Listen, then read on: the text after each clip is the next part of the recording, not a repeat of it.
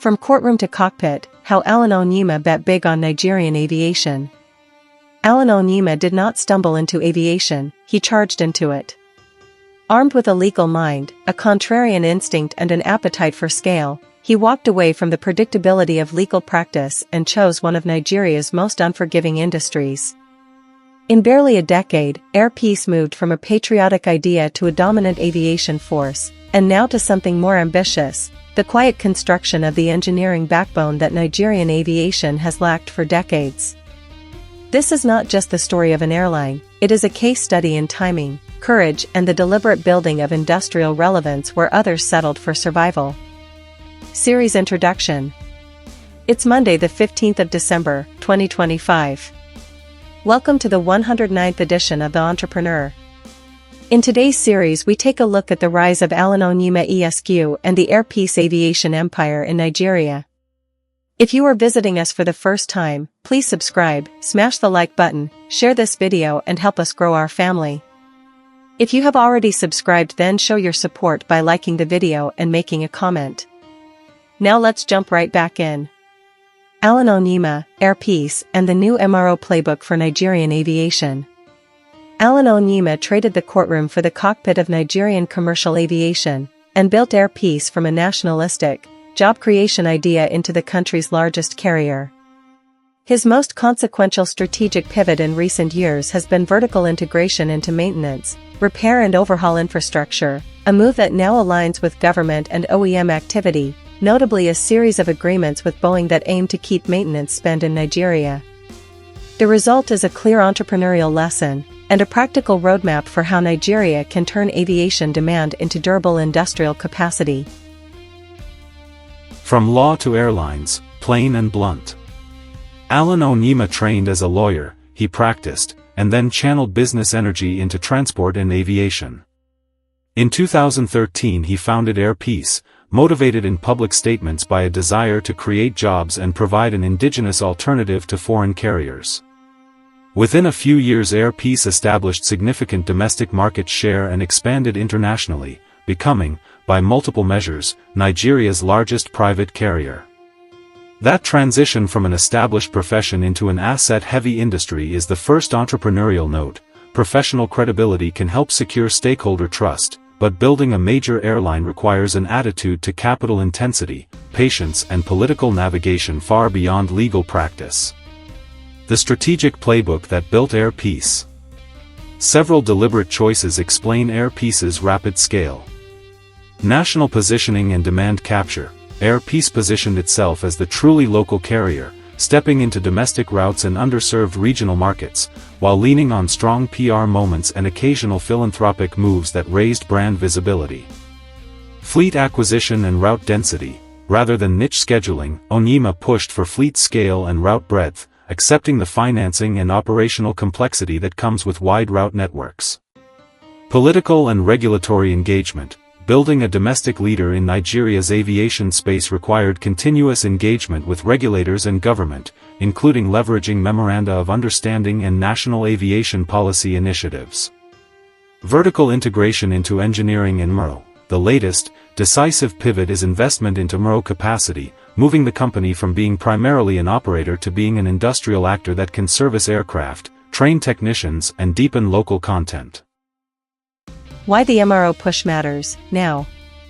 Historically, Nigerian airlines have sent a large share of heavy maintenance overseas, resulting in capital flight and fragile fleet availability. Recent reporting and official moves show a shift. Nigeria signed an MOU with Boeing in 2024 that included training, technical support and advisory services on the development of local maintenance facilities. That MOU laid a public foundation for OEM participation in building domestic MRO capability. Separately, Aero Contractors, an established Nigerian maintenance operator, has openly targeted completion of an expanded one-stop MRO hub in Lagos, with public timelines and capacity ambitions. That development signals commercial momentum from legacy operators as well as new entrants. Air Peace itself has advanced plans and groundworks for a large MRO campus in Lagos, signaling a strategic commitment to onshore heavy maintenance and component support, not merely line maintenance.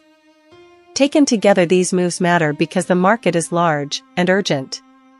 Industry commentary projects multi-billion-dollar maintenance spend abroad if local capacity is not built, a major commercial argument for MRO investment. The enabling environment, what has changed? Investors and OEMs do not commit capital unless key risks have shifted. The enabling factors that now underpin confidence in Nigerian MRO investments include government to OEM engagement, notably the Boeing MOU and subsequent implementation efforts, which provide technical legitimacy and a pathway to global standards. Policy frameworks and regulatory review, including revisions and active publications by the Nigeria Civil Aviation Authority, and a 2024 National Civil Aviation Policy that emphasizes capacity building and safety compliance. That regulatory clarity reduces compliance and certification risk for MRO investors. Commercial impetus from airlines, both legacy and emerging, which together create a local customer base sufficient to support fixed MRO capacity, rather than expecting all revenue from foreign operators. Aero contractors and Air Peace are explicit on forward utilization plans. Economic case, the scale of maintenance spend abroad, and the desire to stop capital flight, make cost and national value arguments that resonate with fiscal policymakers and private capital managers. Training and skills transfer commitments, primarily through OEM partnerships and academic collaborations, which reduce the human capital bottleneck for certified technicians. What this means for young entrepreneurs: 3 concrete lessons. Start from a national problem, build an industrial answer. Onyema started Air Peace with a local equity proposition, not a short-term profit maxim, and scaled to solve a capacity gap. For entrepreneurs, aim to align business models with national needs but design them to be commercially self-sustaining.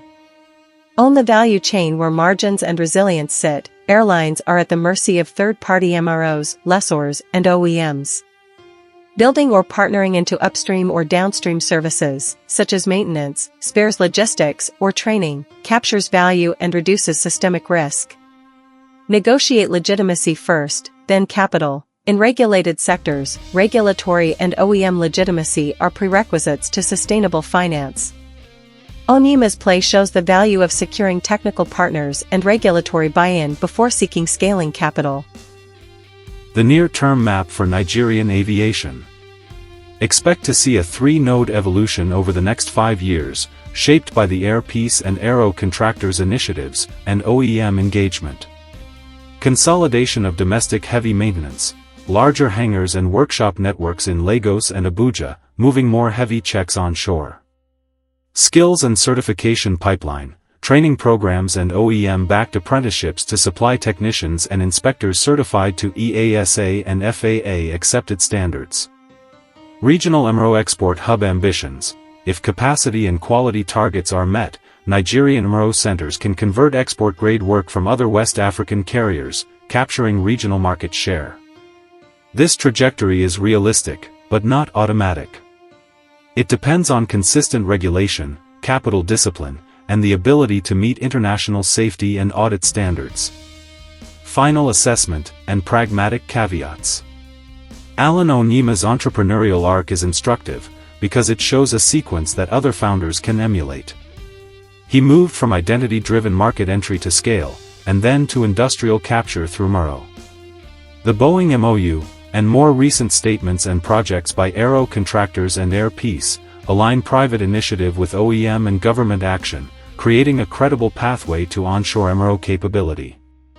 Assumptions used in this series include publicly reported timelines up to December 2025, and official MOU commitments as the basis for OEM participation. The precise commercial terms, capital sources, and certification schedules remain private and will determine the speed and depth of actual capacity build-out.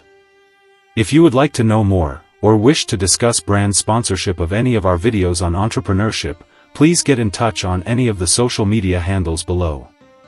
All our content is developed from real-life experiences in a professional and entrepreneurial journey that spans across 8 countries and 4 decades. Quote of the week: "Success is not final, failure is not fatal, it is the courage to continue that counts." Winston Churchill.